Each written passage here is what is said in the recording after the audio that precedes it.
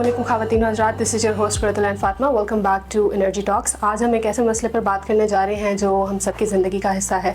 बिजली, हर महीने का बिल, लोड शेडिंग, ये सिर्फ नंबर्स और स्केड्यूल्स नहीं हैं, ये हमारी ज़िंदगी को बहुत हद तक असरअंदाज करते हैं। इसीलिए आज हमने सोचा कि इस गुफ्तगू के लिए हम एक एक्सपर्ट को बुलाएं और उनकी नज़र से बात की जाए। हमारे साथ मौजूद है mister Umar Farooq. He works as a power system expert at LUMS energy institute. He holds over 13+ years of experience on NTDC planning, load forecasting, generation and transmission studies. Assalamu alaikum sir, welcome to the show. वालेकुम अस्सलाम।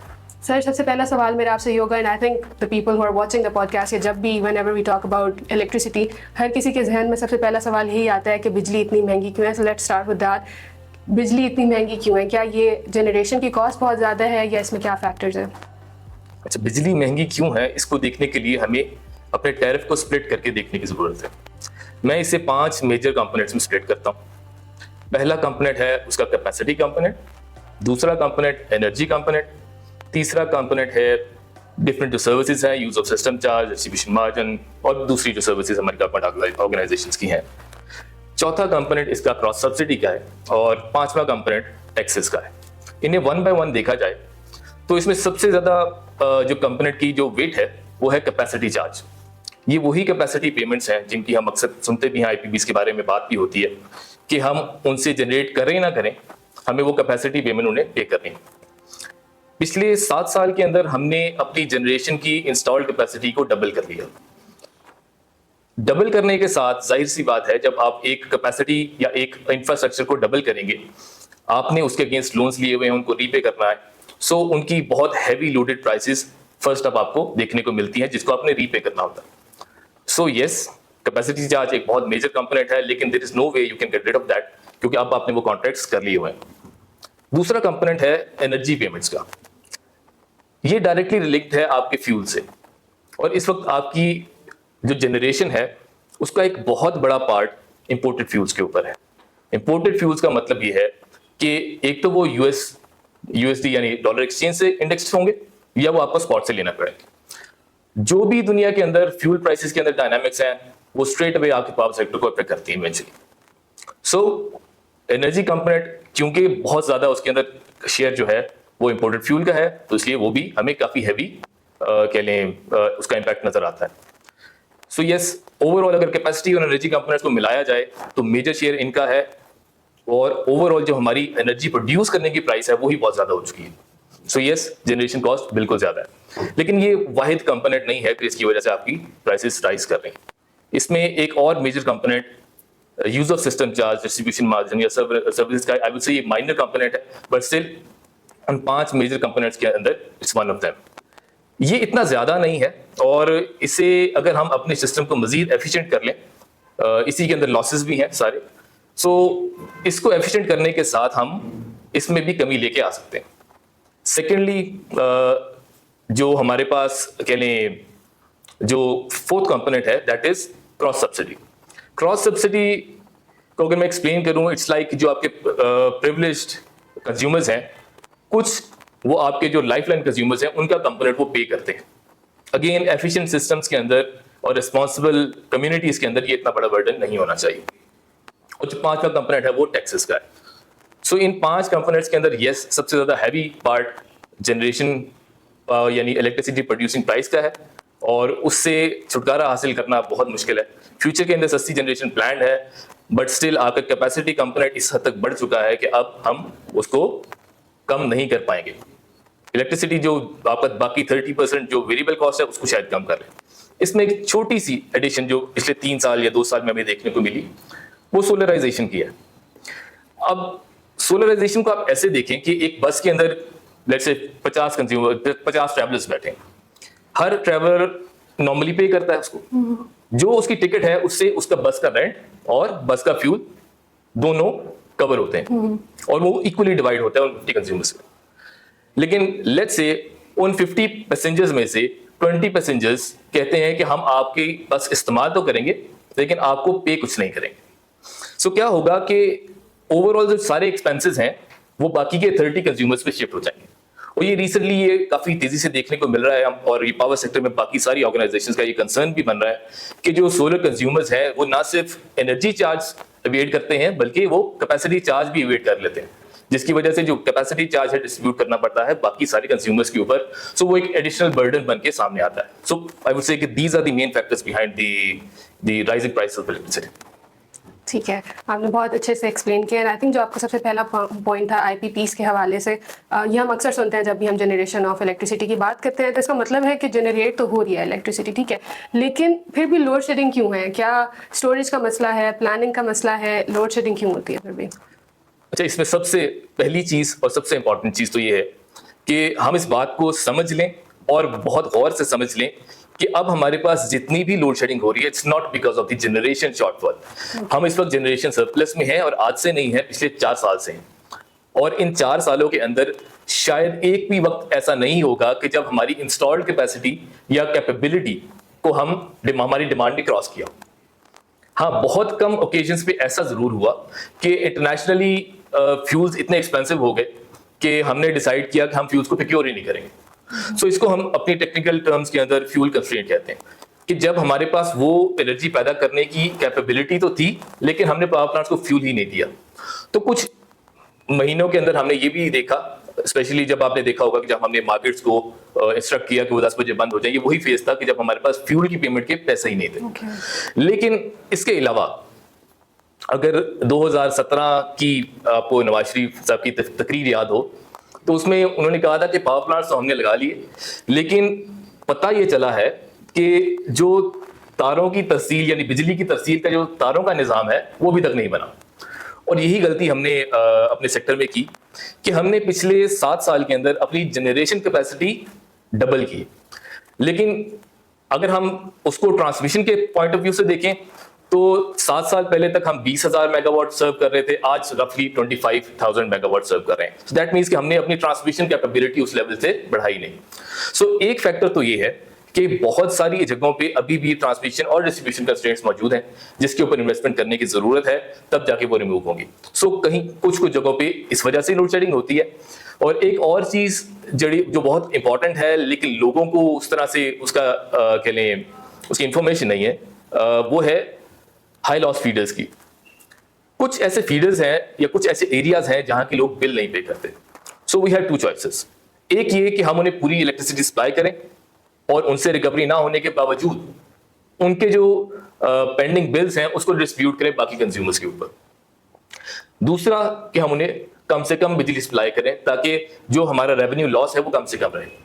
और naturally जो second option है ये ज्यादा बेहतर है given कि इस वक्त बाकी कंज्यूमर्स की कॉस्ट ऑलरेडी बहुत ज्यादा बढ़ चुकी है। So these are the primary reasons behind the load shedding. So it's not about the generation shortfall, it's primarily due to transmission distribution constraints and the high loss feeder load shedding. ठीक है, तो अभी तक हमने देखा है कि बिजली इतनी महंगी क्यों है और दूसरा हमने देखा है कि लोड शेडिंग क्यों होती है। तो अगर अब हम बात करें पीक आवर्स की, तो पीक आवर्स का आइडिया आया कहाँ से और ये है क्या, इनके पीछे की लॉजिक क्या है? ये आइडिया बहुत सिंपल है। अगर इसके लिए हम चलते हैं लंदन या सिंगापुर। लंदन के अंदर एक खास टाइम डिफाइंड है कि जब वहां पर ट्रैफिक अगर एंटर होती है तो उसे कंजेशन चार्ज किया जाता है। मकसद ये है कि क्योंकि लंदन सिटी बहुत ज्यादा ओवर पॉपुलेटेड है और उसके अंदर ट्रांसमिशन या यू कह ले कि रोड इंफ्रास्ट्रक्चर को मजीद इन्हांस नहीं किया जाता था, क्योंकि मैं खुद लंदन गया हूं तो मुझे पता है कि वहां पर रोड्स बहुत छोटी हैं लेकिन उनके इर्द गिर्द इतनी सारी बिल्डिंग कंस्ट्रक्शन हो चुकी हैं कि उन्हें एक्सपैंड करना पॉसिबल नहीं है, ये बहुत एक्सपेंसिव है। सो उन्होंने ये तरीका, मैं समझता हूँ कि बहुत इंटेलिजेंट तरीका लगाया, और सेम गोज विद सिंगापुर, कि उन्होंने अपनी रोड्स को रश से बचाने के लिए उस पर कंजेशन चार्ज लगाया कि जब वो रोड्स बिजी होती हैं, अगर उस टाइम पीरियड के अंदर कोई गाड़ी अपनी वहां पर लेके जाता है तो उसे एक एडिशनल चार्ज पे करना पड़ता है। सेम फिलॉसफी आपके पावर सिस्टम में है। इसकी इंटेंशन ये होती है कि आपके रिसोर्सेज को के अंदर इन्वेस्ट करने के बजाय यूजर के बिहेवियर को थोड़ा बदला जाए ताकि आपके वही रिसोर्सेज ज्यादा बेहतर यूटिलाइज हो और आपको कैपिटल इन्वेस्टमेंट जल्दी ना करनी पड़े। सो हमने ये देखा ओवर द इयर्स, आपकी पीक जिन आवर्स में आ रही थी, अगर हम उस पीक को वैसे ही बढ़ने देते सो क्या होता कि आप कैपिटल इन्वेस्टमेंट मजीद करनी पड़ती, ना सिर्फ जनरेशन में बल्कि ट्रांसमिशन में। सो इसके लिए एक बहुत ही कॉमन टेक्निक, ये डिमांड साइड मैनेजमेंट की टेक्निक है, बेसिकली बहुत कॉमन है। वो यही है कि आप एक प्राइस सिग्नल कंज्यूमर को दें कि जिसके लिए वो वहां पर जो पीक आवर्स है उसमें कंज्यूम ना करें, और ये बहुत कॉमन है और ये बहुत इफेक्टिव भी है। काफी साल इसने काम भी किया, लेकिन इसके हमारे सिस्टम में 2-3 फ्लॉज हैं। पहला फ्लॉ तो यह है कि अभी तक आपके काफी सारे कंज्यूमर्स अभी भी सिंगल फेज मीटरिंग के ऊपर हैं। सिंगल फेज मीटरिंग के अंदर आपके ये टैरिफ्स हैं नहीं। फिर आ जाते हैं आपके टैरिफ्स कहाँ हैं, वहां जहां पर 3 फेज मीटर्स हैं। अब ये 3 फेज मीटर्स भी कह लें कि इस्तेमाल जिस तरह से हो रहे हैं उन पे लग गया है सोलर। ठीक है, अब असल में ये डिजाइन थे कि आपकी पीक लेट से 7 से 11 तक ना आए, लेकिन आप ये देखें कि हमने इसको किस तरह इस्तेमाल किया कि हमारा जो सोलर कंज्यूमर है वो 7 से 11 बिजली इस्तेमाल नहीं करता, और जैसे ही पीक टाइम खत्म होता है 11 से 12 के दौरान वो ऑल एट वंस अपने सारे एसीज ऑन कर लेता है, क्योंकि अब उसके वो यूनिट्स ऑफसेट हो रहे हैं आपके सोलर जनरेशन से। और इसका इफेक्ट ये देखने को मिला कि आपकी पीक ही पीक आवर से निकल गई। पिछले 2 साल से पीक रात 12 बजे आ रही है, जिसकी कोई रीजन नहीं है सिवाय एयर कंडीशनिंग के, क्योंकि उस टाइम और कोई ऐसा लोड नहीं है कि जो वहां पर पीक को मूव कर सके। अच्छा, इसमें एक और चीज देखने वाली है कि हम इस वक्त पीक आवर्स के स्लॉट्स रख रहे हैं 4 घंटे के और बाकी नॉर्मल ऑफ पीक के आवर्स। लेकिन ये देखना जरूरी है कि दुनिया में इस टाइम क्या हो रहा है। दुनिया में इस वक्त एनर्जी प्राइस आवरली बेस के ऊपर चल रही है, विच मीन्स कि आपके हर घंटे के रेट्स डिफरेंट है। इवन अगर आप कनाडा की बात करें, क्योंकि वहां मुझे इत्तेफाक हुआ वहां के रेट्स को देखने का, उसके सर्टेन आवर्स के अंदर कंज्यूमर को नेगेटिव प्राइसिंग दी जाती है। यानी अगर उन आवर्स में कंज्यूमर डिमांड लेगा, अपने एसीज को ऑन करेगा, तो उसे पेमेंट की जाएगी। सो इवेंचुअली ये जो पीक आवर्स या ये जो टाइम वेरिएबल प्राइसिंग का जो मैकेनिज्म है, इसने इवेंचुअली मजीद कॉम्प्लिकेट होना है और अपने ये कुछ घंटों से निकल के हर आवर में डिस्ट्रीब्यूट हो जाना है eventually, may be next 5 years में या उससे ज्यादा।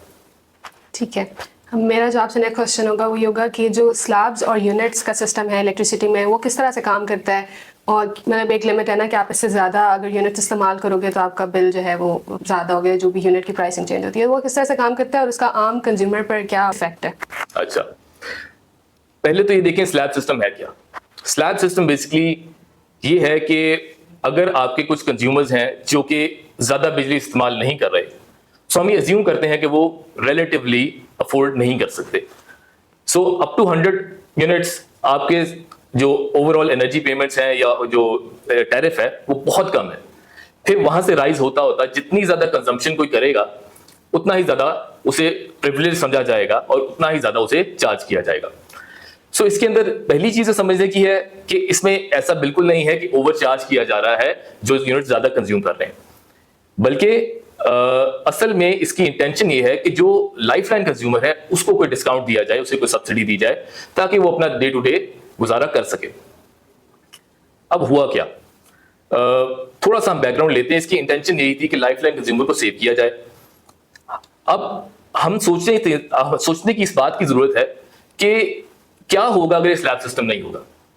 होगा कुछ ऐसे कि आपके जो 100 यूनिट्स एक गरीब फैमिली कंज्यूम करती है, उसे आज बिल आता है लेट्स से 800 रुपए। अगर ये स्लैब सिस्टम खत्म हो जाएगा तो ये उसे बिल हो सकता है 2500 या 3000 के करीब आए, यानी 3 गुना ज्यादा ये बिल उसका बढ़ जाएगा। सो इवेंचुअली आपका जो पूरा आपकी जो कम्युनिटी है उसका लाइफस्टाइल बहुत बुरी तरह से इफेक्ट होगा। और ये हमने देखा जब हमने लास्ट 3 साल के अंदर ये जब टैरिफ स्ट्रक्चर्स और ये स्लैब्स रिवाइज हुई, तो मैंने खुद ये मंजर देखे कि लोग सड़कों पे अपने बिल लेकर फिर रहे थे और लोगों से ये रिक्वेस्ट कर रहे थे कि हमारे बिल पे कर दें, कुछ ना करें, बस हमारे बिल पे कर दें।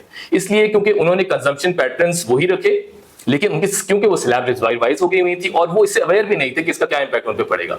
सो इवेंचुअली उनके बिल्स इतने ज्यादा हो गए कि ओवरनाइट उनके जो लिविंग स्टाइल्स हैं वो बिल्कुल बहुत ज्यादा इफेक्ट हुए। कुछ ने बच्चों को अपने स्कूल से हटाया, मैं खुद जानता हूं ऐसे लोगों को। सो इवेंचुअली ये सब सिस्टम्स डिजाइन होते हैं आपके जो जो जो लोग अफोर्ड नहीं कर सकते उनको प्रोटेक्ट करने के लिए। अगेन ये हमारी सोसाइटी का फ्लॉ है कि हम इसे अपने इस्तेमाल के लिए कैसे यूज कर लेते हैं। इसका हमने इस्तेमाल कैसे किया? हमने इस्तेमाल ऐसे किया कि एक कंज्यूमर जिसकी अफोर्डेबिलिटी बहुत अच्छी है, लेकिन उसने लगा लिए 2 मीटर्स, और अब वो उन 2 या 3 मीटर्स के ऊपर अपने यूनिट्स को डिवाइड करके खुद को एक लाइफलाइन कंज्यूमर के अंदर बदल देता है। सो पहले तो ये काम हमने एज अ कम्युनिटी गलत किया। फिर इसके ऊपर एक और जो कह लें बात आती है, वो ये आती है कि जिन लोगों ने सोलर लगाया, बहुत सारी जगहों पे सिंगल फेज मीटर्स के ऊपर सोलर लगे हुए हैं, उन्होंने भी, अब जिसने सोलर लगाया है डेफिनेटली वो एक प्रिविलेज कंज्यूमर है, वो अफोर्ड कर सकता है, लेकिन सोलर लगाने के बाद वो अपने यूनिट्स को लेट्स से 500 से 100 से नीचे ले आया, अब वो भी लाइफलाइन कंज्यूमर हो गया। और इसका इंपैक्ट बाकी कंज्यूमर्स पे क्या है? लाइफलाइन कंज्यूमर्स को सब्सिडी ऐसे नहीं दी जाती, ये क्रॉस सब्सिडी होती है। क्रॉस सब्सिडी का मतलब ये है कि अगर मैं एक प्रिविलेज और अफोर्डेबल कंज्यूमर हूं और कोई ऐसे कंज्यूमर्स है जो अफोर्ड नहीं कर सकते, उनके बिल का कुछ पोर्शन मैं पे करूंगा। और जिस तरह की हमारी कम्युनिटी है, ऑनेस्टली मैंने नहीं देखा कि किसी को ऐसी चीज से एतराज होगा, लेकिन प्रॉब्लम किस चीज से है कि अब इसका गलत इस्तेमाल होना शुरू हो गया, ये मल्टीपल मीटर से और सोलराइजेशन से। सो अब प्रॉब्लम्स लोगों को भी हो रहा है कि हम क्रॉस सब्सिडी क्यों दें उन लोगों के लिए जिनकी अफोर्डेबिलिटी ठीक है, लेकिन वो उस रेंज में आ चुके हैं। सो इस तरह आपका एक आम कंज्यूमर जो है वो क्रॉस सब्सिडी के थ्रू इन स्लैब से इफेक्ट होता है। मैं नहीं समझता कि अभी भी ये इफेक्ट बहुत ज्यादा है, लेकिन स्टिल सिग्निफिकेंट है और ये मजीद बढ़ता जा रहा है। मेरा आपसे लास्ट सवाल ये होगा कि बिलिंग का और टैरिफ का स्ट्रक्चर बहुत कॉम्प्लेक्स है, आपको लगता है कि उसको थोड़ा सिंप्लीफाई किया जा सकता है ताकि आम लोग उसको आसानी से समझ सकें? The answer will be yes and no. Yes इसलिए कि हाँ, इस वक्त आपके अगर बिल देखें तो आपको बहुत अननेसेसरी कॉम्प्लिकेशंस नजर आती हैं विद नो एक्सप्लेनेशंस, और उसके अंदर आपको 10 चीजें नजर आएंगी और शायद एक आम कंज्यूमर को उसको 10 में से एक का भी ना पता हो। सो यस, उसको काफी सिंप्लीफाई किया जा सकता है। फ्यूल एडजस्टमेंट चार्ज को बहुत आराम से देखा जा सकता है। टैक्सेस हैं, आई थिंक कोई 4-5 किस्म के टैक्सेस हैं जिनका पावर सिस्टम के अंदर होते हुए भी मुझे भी नहीं पता कि ये एडिशनल टैक्स, फर्दर टैक्स, ये कौन कौन से टैक्स हैं। सो उन्हें भी अगेन सिंप्लीफाई किया जा सकता है। मेरे लिए सिंप्लीफाई इस तरह से हो सकता है कि सिर्फ एक एनर्जी चार्ज हो, एक फ्यूल एडजस्टमेंट्स हो और टैक्सेस हो, और उनकी जो भी डिटेल्स हैं वो बिल की बैक साइड पे उसे आप पब्लिश कर सकते हैं फॉर द रीडर्स। लेकिन it makes the reader more focused on what is happening to the grid, कि एनर्जी चार्ज कहाँ जा रहा है, फ्यूल एडजस्टमेंट्स कहाँ जानी है, ओवरऑल टैक्सेस कहाँ है, जब ये 3 कंपोनेंट्स में डिवाइड हो जाएगा। सो ये इस तरह से सिंप्लीफाई इसको किया जा सकता है। लेकिन why I said there is a no as well, इसलिए क्योंकि आपके पास जब ये पावर सिस्टम जिस तरह से आप डेवलप कर रहा है, it's becoming more complex and dynamic. अब आपके टैरिफ स्ट्रक्चर्स उतने सिंप्लीफाइड नहीं रह सकते। एक एग्जांपल देता हूं आपको। जिन लोगों के ग्रीन मीटर्स हैं वो इस बात को जानते हैं कि ग्रीन मीटर का बिल एक आम इलेक्ट्रिसिटी बिल से बहुत ज्यादा कॉम्प्लिकेटेड है। उसमें 4-5 डिफरेंट रीडिंग्स हैं, 3 मंथ्स की कैमुलेशन है, 3 मंथ्स के बाद आपके जो सोलर के यूनिट्स हैं एक्सपोर्ट के वो रीसेट होते हैं, बहुत सारी रेगुलेशंस हैं, और उन रेगुलेशंस को अगर आपने अकाउंट फॉर करना है तो वो कॉम्प्लेक्सिटी जरूर आएगी। और बाय द टाइम, जैसे मैंने आपको बताया कि फ्यूचर के अंदर हमें हो सकता है वेरिएबल प्राइसिंग के ऊपर जाना पड़े और हर घंटे की एक अलग प्राइस हो। सो हर घंटे की अलग प्राइस को 30 दिनों के लिए हम शायद बिल के अंदर नहीं इंट्रोड्यूस कर सकते। प्लस फ्यूचर के अंदर ऐसा भी हो सकता है कि कैपेसिटी चार्ज और एनर्जी चार्ज सेपरेट हो जाए, उनकी अलग अलग कैलकुलेशंस हैं। सो मैं नहीं समझता कि आपके सेक्टर में हर पर्टिकुलर कंज्यूमर को हर पर्टिकुलर बात का इल्म होना या उसकी 100% अंडरस्टैंडिंग होना जरूरी है। इसके लिए हम करते हैं जो हमारा या पावर सेक्टर का जो ऑल ओवर वर्ल्ड जो प्रैक्टिस है वो ये है कि आपका पावर सेक्टर का रेगुलेटर होता है और वो कंज्यूमर के इंटरेस्ट को वॉच कर रहा होता है, जो हमारे केस में नेपरा है। NEPRA is trying to cope up with the needs. बहुत सारे अभी उनके कैपेसिटी के कंस्ट्रेंट्स जरूर हैं, कैपेबिलिटी के इश्यूज भी होंगे, लेकिन NEPRA is trying to put up some effort कि इसको कंज्यूमर के लिए अपने टैरिफ को बहुत ज्यादा रीजनेबल किया जाए। लेकिन जाहिर सी बात है कुछ प्रैक्टिकल इश्यूज ऐसे हैं कि जिसकी वजह से वो वहां पर रिड्यूस नहीं कर पा रहे। सो इवेंचुअली कंज्यूमर को खुद सब कुछ समझने की जरूरत नहीं है, नेपरा उसके लिए इस चीजों को समझ के उसके सारे इंटरेस्ट को इंश्योर करेगा। फाइनली ये बात याद रखें, with every bit of flexibility you will have to add a unit of complexity. So आहिस्ता आहिस्ता जिस तरह सिस्टम मजीद से मजीद फ्लेक्सिबल होता जाएगा in terms of time, in terms of prices, आपकी एक बिल की कॉम्प्लेक्सिटी बढ़ती जाएगी and eventually there will be a time कि जब कंज्यूमर के लिए उस एक एक कंपोनेंट को अंडरस्टैंड करना पॉसिबल नहीं होगा। So he will have to trust the regulator which is NEPRA. So that is the way forward. So किसी कंज्यूमर को हर कंपोनेंट समझने की जरूरत नहीं पड़नी चाहिए in a good power system. Thank you, sir. बहुत Thank you. शुक्रिया. Thank you for coming and शुक्रिया for this insightful conversation. And for all of you guys, thank you so much for watching. That's all for today's episode on Pakistan's electricity challenges. I would like to thank my guest जिन्होंने हमें इतनी आसान और सादा ज़ुबान में समझाया है कि बिजली और लोड शेडिंग के पीछे सिस्टम की असल कहानी क्या है. अगर आपको आज की गुफ्तगू अच्छी लगी हो तो प्लीज़ शेयर, लाइक और सब्सक्राइब कीजिएगा. मैं हूँ कुरतुल फातिमा और आप देख रहे थे Energy Talks. Take care and अल्लाह हाफ़िज़.